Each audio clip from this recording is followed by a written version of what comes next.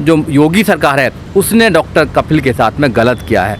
और जो योगी सरकार है वो कंपनसेशन के लिए वो लायबल है, कंपनसेशन का केस डलना चाहिए और उन अधिकारियों पे भी कार्रवाई होनी चाहिए जिन्होंने एक झूठे एफआईआर करके और झूठा केस बना के और एनएसए में उनको जेल में डालने का काम। तो सरकार ऐसे लोगों को झूठे मुकदमे लगाकर जेल में डालने का काम करती है। ये सरकार तानाशाह सरकार है और अपने विपक्ष को या तो उनका मर्डर कराती है या उनको जेल में भिजवाती है या झूठे मुकदमे कराती है, ईडी की कार्रवाई करती है। सारी जितनी भी इनके पास में ताकत हैं वो सारी ताकत इस्तेमाल करती है। तो ऐसी सरकार को नहीं होना चाहिए। 2022 में ऐसी सरकार को उत्तर प्रदेश के उखाड़ कर फेंकना चाहिए। योगी से टकराओगे तो तुम्हारा क्या होने वाला है। डॉक्टर कपिल के साथ नहीं ऐसा हुआ, चंद्रशेखर के साथ भी ऐसे हुआ था एक बार, उन्होंने उसके साथ भी किया था। उसके बाद में जो 2 अप्रैल के लोग थे उनके साथ भी ऐसा किया था। उसके बाद अभी प्रशांत कनौजिया हैं, पत्रकार हैं, उनको भी पहले बंद किया और फिर दोबारा उनको बंद किया गया था। वो चुन कर लोगों को पकड़कर झूठे केसों में बंद करते हैं, अपनी पुलिस से अत्याचार कराते हैं और फिर उनको तोड़ने का काम करते हैं।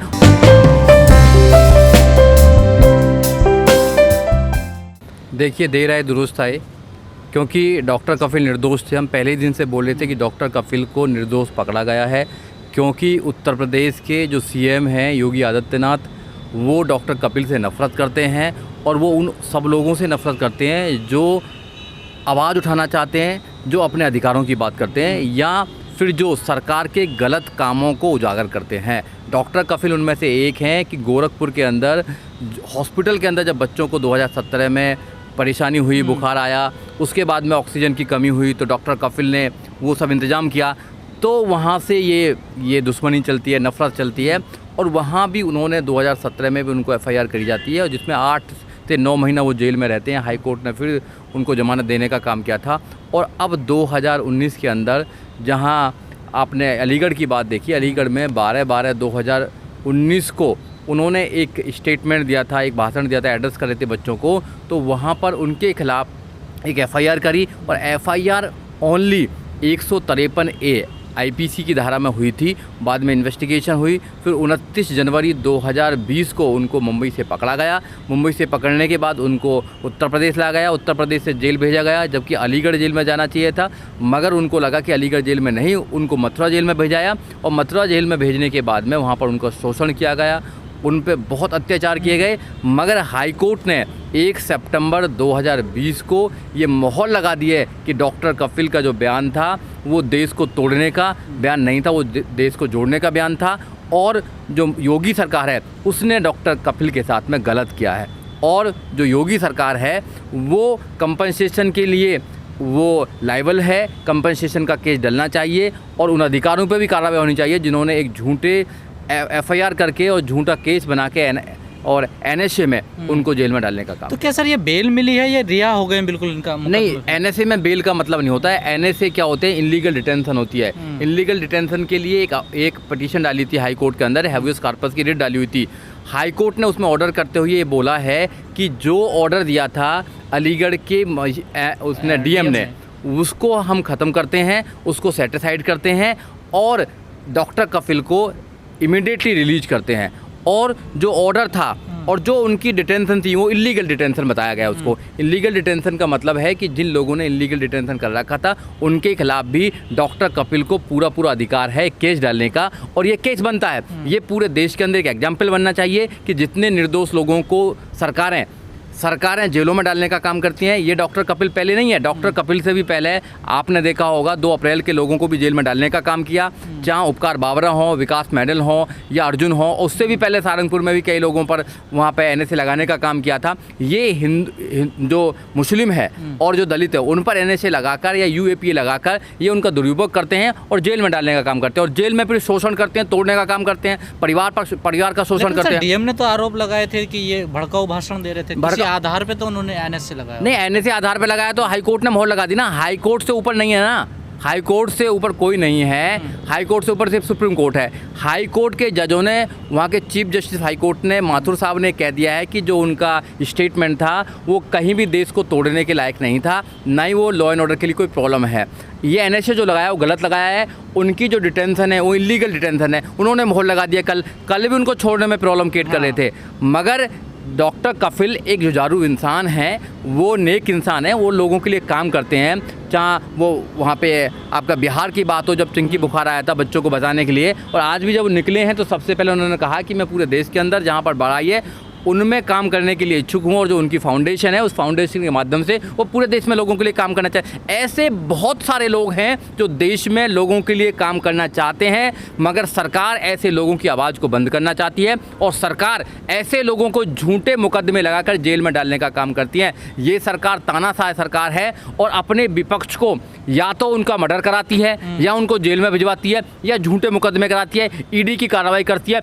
सारी जितनी भी इनके पास में ताकत हैं वो सारी ताकत इस्तेमाल करती है। तो ऐसी सरकार को नहीं होना चाहिए। 2022 में ऐसी सरकार को उत्तर प्रदेश के उखाड़ कर फेंकना चाहिए। लेकिन कहा जा रहा है कि जो डॉक्टर कपिल खान है उनके ऊपर जेल में बड़े अत्याचार हुए हैं। बिल्कुल अत्याचार उन्होंने जो बताया है ये तो करते ही करते हैं। ये मानसिक रूप से, शारीरिक रूप से, हर प्रकार से ये व्यक्ति को तोड़ने की बात करते हैं, क्योंकि इनके खिलाफ कोई आवाज़ ना उठाए। मगर इनको ये पता नहीं है कि जब भी तुम किसी इंसान को दबाने का काम करोगे उसकी आवाज़ और ताकतवर बनेगी। डॉक्टर कपिल को पहले बहुत कम लोग जानते थे, अब उनको पूरा विश्व जानता है, पूरा वर्ल्ड जानता है डॉक्टर कपिल की आवाज़ को। आपने उनको एक हीरो बना दिया है। हाँ, आपने शोषण किया, मगर लोग, यहाँ के लोग ईमानदार लोग हैं। उन लोगों ने डॉक्टर कपिल के लिए रिहाई के लिए आंदोलन भी किए, रिहाई के लिए आवाज़ भी उठाई सोशल मीडिया के माध्यम से, और सारे लोगों का एक इमोशनल टच था डॉक्टर कपिल के परिवार के खिलाफ, उनके लिए।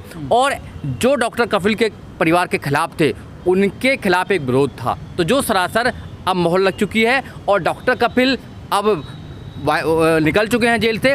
और मुझे आशंका है कि डॉक्टर कपिल के परिवार को, डॉक्टर कपिल को कोई नुकसान हो सकता है। गवर्नमेंट, क्योंकि गवर्नमेंट को यहाँ पर बैकफुट पर आना पड़ा है।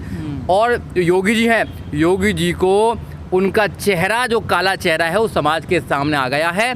तो आज योगी जी, उनकी सरकार, उनकी पुलिस कुछ गलत ना कर दे, ये भी लोगों को देखना होगा। लेकिन कुछ सोशल मीडिया पे देखा जा रहा है, कुछ समाज सेवी अपने आप को बताते हैं, वो डॉक्टर कपिल खान की रिहाई का श्रेय ले रहे हैं, माला पहनने हैं और पटाखे फोड़ रहे हैं। उनके लिए क्या कहोगे? नहीं, मैं उनको तो, मैं कौन कौन माला फोड़ रहे हैं, कौन कौन पटाखे फोड़ रहे हो तो मैं ज़्यादा जानता नहीं हूँ।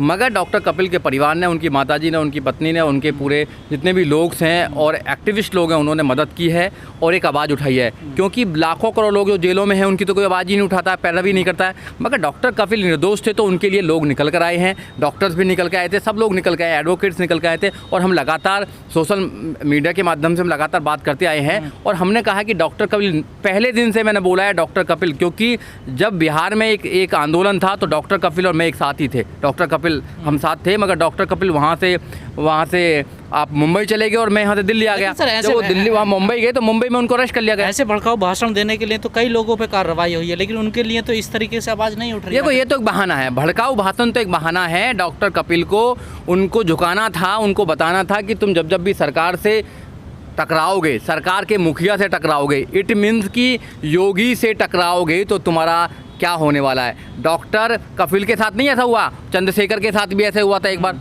उन्होंने उसके साथ भी किया था। उसके बाद में जो 2 अप्रैल के लोग थे उनके साथ भी ऐसा ही किया था। उसके बाद अभी प्रशांत कनौजिया हैं, पत्रकार हैं, उनको भी पहले बंद किया और फिर दोबारा उनको बंद किया गया था।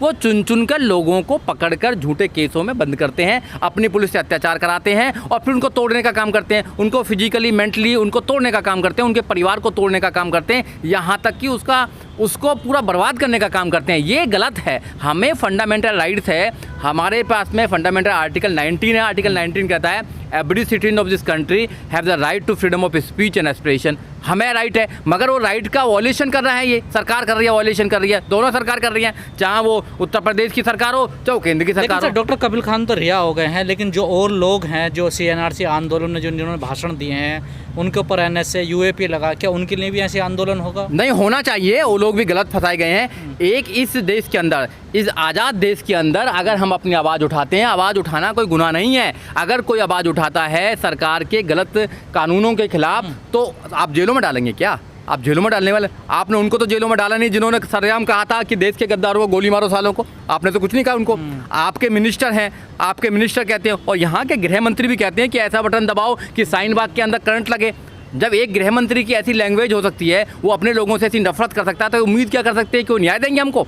नहीं न्याय देंगे वो लोग। तो उनके खिलाफ तो कोई कार्रवाई होती है। यहाँ जाति देखकर, धर्म देखकर यहाँ पर न्याय होता है, कार्रवाई होती है।